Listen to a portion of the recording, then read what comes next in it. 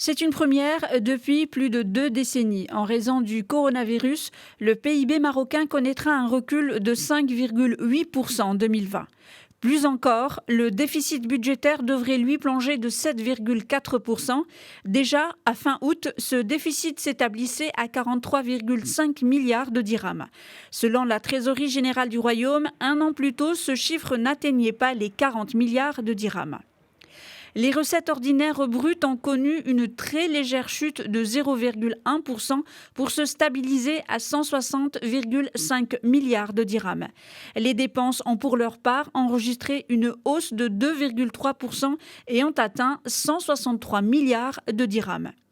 Le repli des recettes s'explique par la baisse des impôts directs, des droits de douane, des impôts indirects et des droits d'enregistrement et de timbre.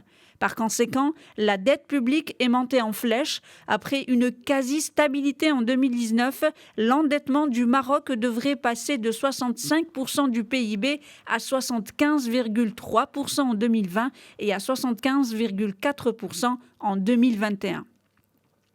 À ce propos, le Parlement a autorisé le gouvernement à dépasser le plafond précédemment fixé afin de lui faciliter les sorties sur les marchés mondiaux et auprès des partenaires bilatéraux et financiers.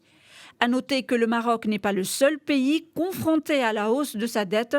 Sa tendance est mondiale, le FMI le confirme. La dette publique mondiale devrait atteindre le pic historique de 101,50% du PIB mondial.